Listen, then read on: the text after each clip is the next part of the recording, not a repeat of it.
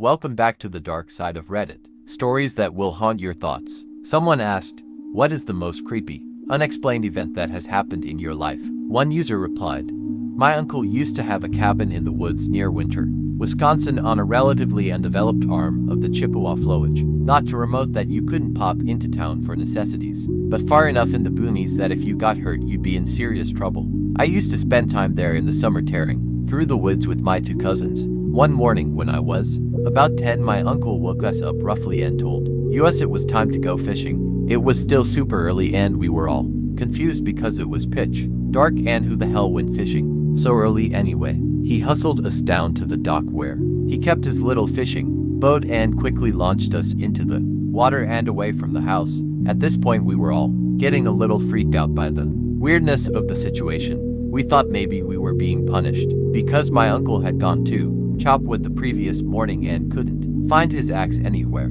He'd left it lodged in a stump next to the cabin and accused us of messing with it, which, to be fair, sounded like something we probably would have done. He ended up having to drive into town to buy a new one. He wasn't talking, though. We just sat shivering under a blanket at the bow of the boat while my uncle stared wild-eyed at the shoreline and waved a flashlight furtively ahead of us. We eventually arrived at my uncle's friend's cabin across the lake and tumbled into his house. Our uncle sent us to the loft to sleep and he and his buddy locked the doors and left, not returning until well after sunrise. Eventually our uncle showed up with the truck and trailer already packed with all of our gear and told us it was time to go home. We all thought it was weird that we were leaving the cabin days early, but we were kids so we just went with it. My uncle was quiet for the whole long drive back to civilization. Many years later, my uncle confided to me that the reason he'd hustled us home was because he'd woken up around 3 a.m. to a strange asterisk asterisk sound from outside the cabin. He'd gone out to investigate when a massive jack pine fell directly across the narrow driveway, blocking us in. Startled by the noise, he swept his flashlight along the tree line just in time to see a man holding an axe slink away into the dark of the wood. He and his buddy had to take turns chainsawing the tree apart, while the other stood watch with a rifle. He never found the axe.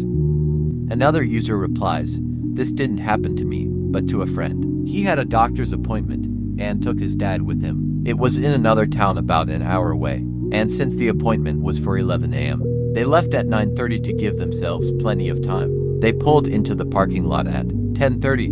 My friend said he remembered checking the clock in the car when they arrived and remarking to his dad that they made good time. They went into the office and the receptionist pointed out that they were a little late, but that it was okay because the doctor was running behind. My friend told her that he had an 11 o'clock appointment and that he was actually a half hour early, and she pointed to the clock on the waiting room wall which said 11:15. His dad checked his watch. 11:15. My friend ran out and checked the clock in the car. 11:15. Somehow, in the few dozen steps from the car to the office, they'd lost 45 minutes. When they got home, my friend's mom verified that they'd left home at 9:30, and there hadn't been heavy traffic or delays of any kind. It's a mystery to this day. Second reply, a buddy picked me up to go to a couple bars, have a few drinks and whatnot.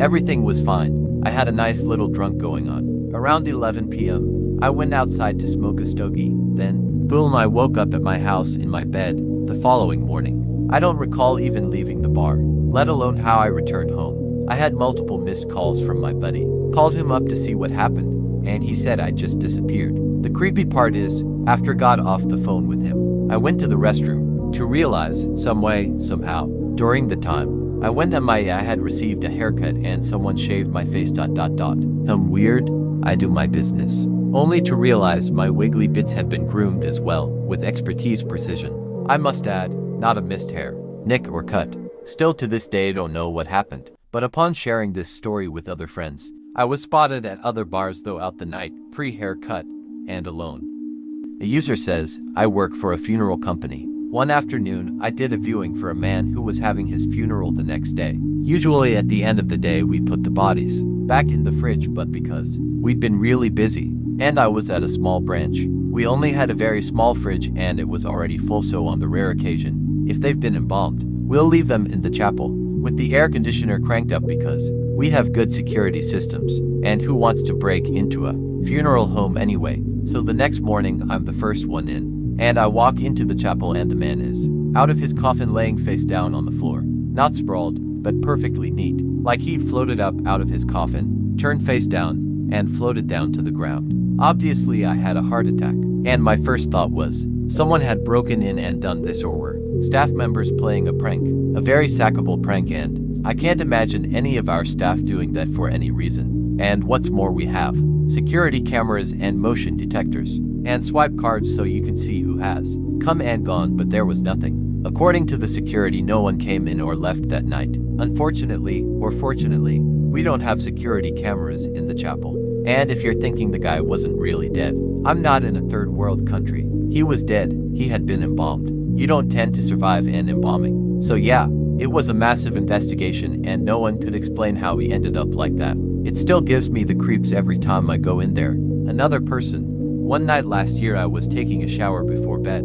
The glass in the shower door shattered, leaving shards everywhere, and me with some cuts and no way to get out of the shower without cutting the soles of my feet badly. Luckily my wife heard and helped me out. The shattering glass is explainable. The door was hanging off the track for months. There must have been pressure on the glass and eventually it got too much. My own fault. In the hour and a half spent cleaning up the glass, I realized there was some weird foreshadowing of this event. Earlier that evening I was putting my son to bed. He was 5 at the time and out of nowhere he asked me, "Daddy, what are shards?" Earlier that week I was discussing music with some friends. We were talking about the Eurythmics. With that in mind, I was watching some of their music videos that night. About 20 minutes before the glass in the shower door shattered, before my wife had to bring me my slippers so I could walk over the shards of glass without slicing up my feet, I was watching the video for Annie Lennox's Walking on Broken Glass. Another person, don't remember if I had posted this before, but it was when my hubby was sick and I had to travel to another city to take care of him. He traveled to another city for work, which wasn't that far from where we lived, and he was staying at his uncle's condo. My hubby is one who tries to power through everything, so when he called me and said he needed me, I went. I arrived at the condo and found him in the living room asleep, so I go to gently wake him up and let him know I arrived. He get up rather quickly and with his eyes closed he begins to talk. He says they don't like him and they've been hurting him. I asked him who is they and he said the ones that stay there. I don't know why or how he's talking to me because he's not awake and it's starting to freak me out. So I asked who is they, and he said the ghosts.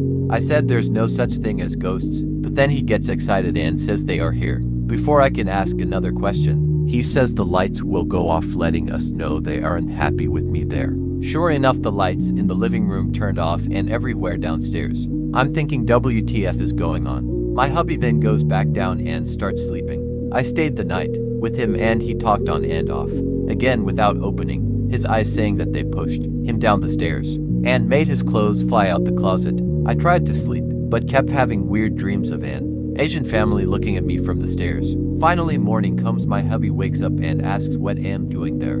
I said you called me and asked me to come because he didn't feel good. He said he didn't remember calling me or the conversations he was having.